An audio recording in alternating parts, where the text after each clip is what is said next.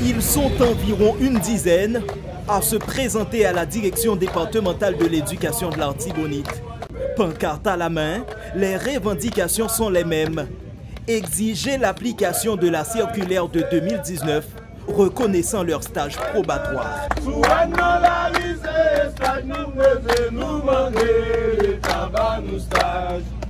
En mars dernier, les protestataires disent avoir adressé une lettre à la direction départementale de l'éducation de l'Artibonite pour exiger des réponses sur les causes du blocage de leur intégration.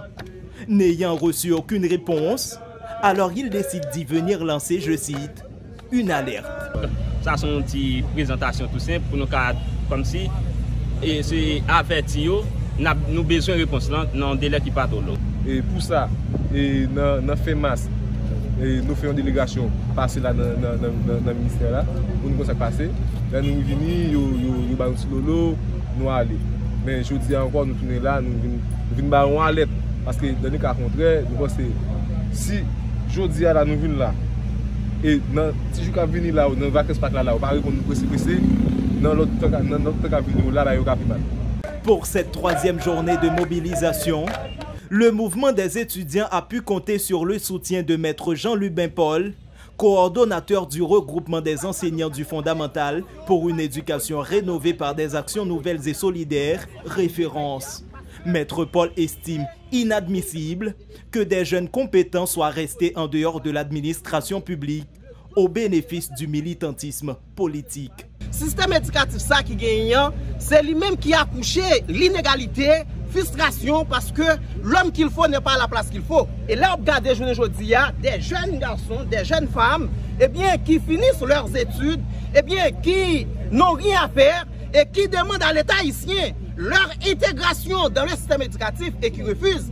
Alors que bandit à exam, Galil a fait l'État demande, il y a un bout de sac l'argent by bandit, il y a un Galil by bandit, il y a bandit encadrement, je dis pour pays a changé. Donc, il faut que le système éducatif a changé et il faut que nous, chez l'État, qu'on ait, s'il n'est pas résolu le problème là, le plus vite que possible. Donc, c'est la phase pacifique. Eh bien, les étudiants finissants de l'université publique en région, spécialement ceux de l'UPAG, eh bien, prendront la phase violente parce que c'est pas possible. Alors que les protestataires chantent, brandissent leurs pancartes sous la galerie du bâtiment logeant la direction départementale du ministère de l'Éducation nationale, s'est présenté le directeur départemental adjoint, le professeur Didier Pierre. Sans perdre de temps, il demande à rencontrer 3 des protestataires.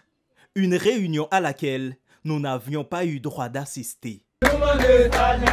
Alors que la majorité des protestataires attendent la sortie de leurs collègues, des agents de l'UDMO débarquent, leur demandant de laisser l'espace.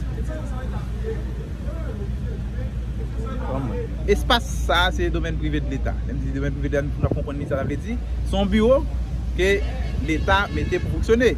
Les gains de groupe protestataire, que ce soit l'étudiant, que ce soit groupe qui gagne, les que nous apprenons que ce mouvement fait dans la cour, vous comprenez bien, si le mouvement fait devant la barrière, sans aucun problème, nous n'avons pas de problème. Les fait dans la cour, nous avons un souci par rapport à comment pour nous sécuriser les employés qui sont dans, qui c'est responsabilité de la centrale là, pour nous sécuriser le matériel, mais force de l'ordre d'établir. Nous venons pour dire que pour après tout ça qui est intéressant, c'est que le mouvement qui est fait pour nous, sans casse, sans rien, dans le dialogue. Et si tu as un mouvement, pour des stations, nous ne pouvons pas même pour un groupe étudiant pour nous déchirer ensemble, rapidement les policiers viennent. Mettez messieurs de pouvoir comprendre que les gens qui étaient relais, qui n'ont arrêté étudiants pour pas gagner aucun incident pour question ça. C'est une mesure prudence que tu fais dans la tête pour faire que soit de l'ordre de cas présent, peut-être que ouais, ça te gagne mais pas de gain pour venir arrêter étudiants pour faire aucune vitalité sur aucun étudiant. En ce qui a trait au dossier de stage à des étudiants des sciences de l'éducation de l'UPAG, la DDEA ne reçoit pour l'instant aucun dossier de la part du ministère de l'Éducation. La responsabilité dans la question stage, c'est là que Port-au-Prince vous recommande nous, soit eux-mêmes à toute affectation, ou bien tout nous-mêmes, nous baillons affectation. Actuellement là, nous avons une demande d'affectation pour stage qui sortit dans la direction de perfectionnement, formation perfectionnement DFP pour étudiants CFF, qui ont seulement, et que nous-mêmes n'avons pas gagné vraiment de demande pour étudiants UPAG, et nous comprenons que c'est le rectorat avec les responsables impériaux qui pour faire demande pour que demande dans le département et que nous-mêmes pour nous aider. Jusqu'à maintenant, le problème n'est pas dans le domaine, dans le niveau éducation. alors il va niveau dans la direction départementale de l'éducation, il faut nous clair.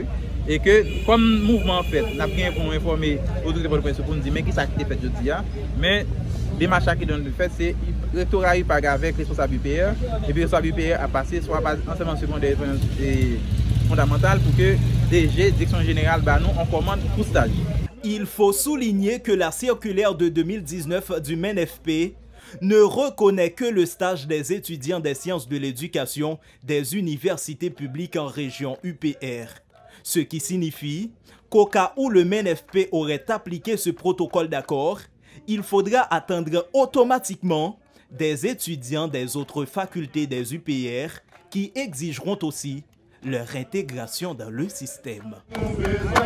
Nous besoin,